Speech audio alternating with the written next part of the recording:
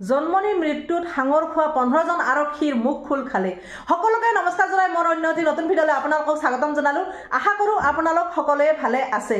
জন্মনিৰ মৃত্যুত যে হাঙৰ খাইছিল লীনা দলেহঁতৰ নাম ৰূপজ্যোতি, আভাজ্যোতি, এনেকুৱা 15জন আৰক্ষীৰ নাম হাঙৰ খাইছিল আৰু সেই 15জন আৰক্ষী এতিয়া CBI তদন্তত। আৰু সেই 15জন আৰক্ষীৰ দায়িত্ব দিছিল আমাৰ অসম চৰকাৰখনক। যোৱাকালি CBI কৈছিলে যে যেতিয়া জন্মনি মৃত্যুৰ ঘটনাটো ক'লে যে জন্মনি মৃত্যু হৈছিল এক্সিডেণ্টত, সেইটোতো আমি এতিয়াও মানি লোৱাই নাই, অসমবাসী মানি লোৱা নাই। কিন্তু তাৰে ভিতৰত 15জন আৰক্ষীক নাম উল্লেখ কৰি কৈছে যে 15জন আৰক্ষীৰ নামত তদন্ত চলাব দিছে, অসম চৰকাৰক দায়িত্ব দিছে। আৰু সেই 15জন আৰক্ষী কিহৰ কাৰণে গম পাই নাই? 15জন আৰক্ষী হৈছে নকল সোণ আৰু জালি নোটৰ ব্যৱসায়ৰ কাৰণে। এতিয়া চাওক, CBI যেতিয়া জন্মনিৰ ঘটনাটো তদন্ত চলাইছে আৰু তদন্ত চলাওঁতে CBI গম পালে যে নগাঁও আৰক্ষীসকল এটা বৃহৎ গেং আছে যে নকল সোণ জালি নোটৰ লগত তেওঁলোক বহু ধৰণে জড়িত। যেতিয়া নগাঁৱৰ আৰক্ষী থানা CBI তদন্ত চলাইছিল আৰু তেতিয়াই পাইছিলে বহুকেইটা মোবাইল, প্ৰায় 100টাৰ ওপৰত মোবাইল পাইছিলে, 2 কিলোৰ ওপৰত সোণ পাইছিলে আৰু 4 লাখ টকা পাইছিল। মানে এটা ৰুমতে এইখিনি পাইছিল। তাৰ পৰা বাকীকেইটা ৰুমত যেতিয়া তালাচী চলাম বুলি কৈছিল বা অভিযান চলাম বুলি কৈছিল CBI, তেতিয়া কিন্তু তেওঁলোকে কান্দিছিল। গতিকে এইবিলাক বহুত কথা আছে। CBI তদন্ত কৰি পালে যে নগাঁৱত এটা বৃহৎ গেং আছে, জালি নোট আৰু নকল সোণৰ এটা বৃহৎ গেং আছে। আৰু এই গেংসকলে মানুহক বিপথে পৰিচালিত কৰিছে। আৰু তাতে পৰিচালনা হ'ল আমাৰ জন্মনি গৈছিল কিয় 6 মে তাৰিখে আজগৰ আলী ঘৰলৈকে নকল সোণৰ অভিযান চলাবলৈ। আৰু সেই অভিযান চলাটোৱে তেওঁৰ এটা অপৰাধ হ'ল আৰু সেই কাৰণে তাইৰ মৃত্যু হ'ল বুলি ক'ব লাগিব। আমি অসম ৰাজ্যে তেনেকৈ গম পাইছোঁ, কাৰণ আজগৰৰ মাতৃ জেতুকাখন এজাহাৰ দিছিল যে জন্মনিয়ে নকল সোণৰ অভিযোগত আজগৰ আলীক ধৰিব গৈছিল, ৰাতি তালাচী চলাইছিল আজগৰ আলীৰ ঘৰত। গতিকে সেই এজাহাৰ মৰ্মে জন্মনিক সিদিনাখন গ্ৰেপ্তাৰ কৰাৰ কথা আছিল, বা সেই এজাহাৰ মৰ্মে জন্মনিক সিদিনা লীনা দলে জেৰা চলাইছিল।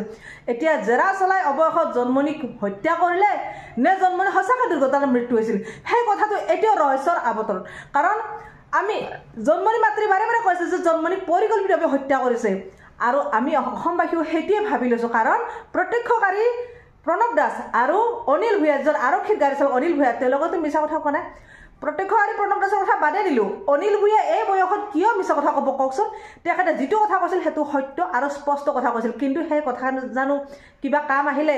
সেই কথাবোৰ এতিয়া তল পেলাই দিলে আৰু কোনোবাই যেন তেওঁৰ মুখখন বন্ধ কৰি দিলে।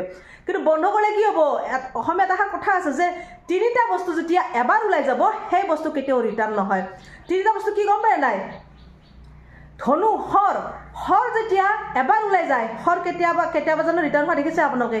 কেতিয়াও ৰিটাৰ্ণ নহয়। মানুহৰ প্ৰাণবায়ু যদি এবাৰ ওলাই যায়, কেতিয়াবা জানো ৰিটাৰ্ণ হৈছে? কেতিয়াও ৰিটাৰ্ণ হোৱা নাই। আৰু 3 নম্বৰটো হৈছে মানুহৰ মুখৰ কথা যদি এবাৰ ওলাই গৈছে সেই কথা কেতিয়াও ৰিটাৰ্ণ নহয়।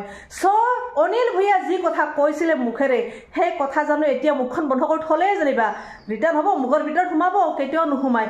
অনিল ভূঞাৰ কথাটো 100% সত্য আছিলে।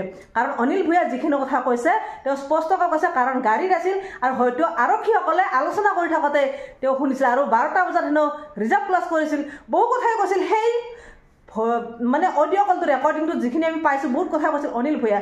নগাঁও টাউনখন 3 পাক ঘূৰা বুলি কৈছিল আৰু ৰ'দেৰে মৰিয়া হত্যা কৰা বুলি কৈছিল। কিন্তু আমি জন্মনি পাইছোঁ এইখিনিত ৰ'দেৰে মৰা এটা চিন আছিলে।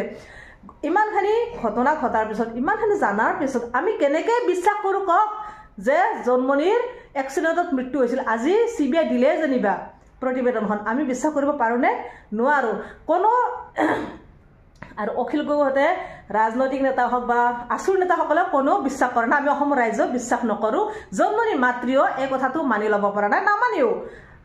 জন্মনিৰ মাতৃ গমেই পাইছে এইটো পৰিকল্পিত হত্যাকাণ্ড, চকুৰে নেদেখিলে কিয়? তেওঁৰ আত্মা, তেওঁৰ অন্তৰে যিটো কথা ক'ব সেইটো শুদ্ধ সত্য কথা।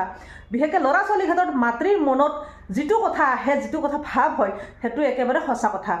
গতিকে জন্মনিক যে পৰিকল্পিত হত্যা কৰিছে এইটো সঁচা কথা। এতিয়া যে 15জন আৰক্ষীৰ নাম সাঙৰ খালে, কিন্তু জন্মনিৰ মৃত্যুৰ লগত নাম আছে নেকি? কিন্তু জন্মনিৰ মৃত্যুৰ হত্যা কৰা বুলি সেই 15জন আৰক্ষীৰ নাম নাই। সেই 15জন আৰক্ষীৰ নাম কিহত আছে?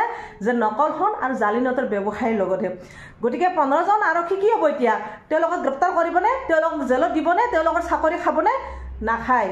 খাই না নাখায় নাজানো কিন্তু অতি সোনকালে যদিকে CBI তদন্ত কৰি পাইছে CBI এটা চৰকাৰক দায়িত্ব দিছে চৰকাৰে অতি সোনকালে এটো একশন ল'ব লাগে যদি আজি 15 জন আৰক্ষী নহয় অইন কোনোবা হলহেতেন হয়তো লগে লগে একশন ল'লে হয় একশন লৈ ইমান টাইম চাকৰি বা বহিষ্কাৰ কৰি আৰু তেওঁক জেলত প্ৰেৰণ কৰিলে হয় কিন্তু 15 জন আৰক্ষী এটা কি কৰিব লীনা দলে এটো জানো কৰিব লীনা দলক সাসপেন্ড কৰিব লীনা দলক চাকৰি পৰা বহিষ্কাৰ কৰিব লীনা দলক জেলত নিবনে এইখন চৰকাৰে কাৰণ লীনা দলৰ নাম 1 নম্বৰতে আছে সেই 15 জন আৰক্ষীৰ ভিতৰত ৰূপজ্যোতিৰ আছে মনোজ ৰাজবংশীৰ আছে আভাজ্যোতি ৰাভাৰ আছে আৰু কেবাজনৰো আছে টোটাল 15 জন আৰক্ষীৰ নাম তেওঁলোকে উল্লেখ কৰিছে আৰু 15 জন আৰক্ষীৰ দায়িত্ব দিছে এতিয়া অসম চৰকাৰখনক অসম চৰকাৰখনে জানে কি কৰে কি নকৰে যদি চৰকাৰখন সঁচাকৈ সঠিক দিশত আছে যদি চৰকাৰখন সঁচাকৈ স্পষ্ট হয় যদি ৰাইজৰ সঁচা কথা চিন্তা কৰে বা দুৰ্নীতি সঁচাকৈ তেওঁলোকে নিবিচাৰে চৰকাৰখনে তেতিয়াহ'লে এই 15 জন আৰক্ষীৰ দায়িত্ব সম্পূৰ্ণভাৱে ল'ব 15 জন আৰক্ষী কি কৰিব লাগিব উচিত শিক্ষা বা উচিত তদন্ত সোনকালে কৰিব বুলি ভাবো গতিকে এইখিনি কৈয়ে আজি মই মোৰ ভিডিঅ'টো সামৰিছো আজিলৈ বাই বাই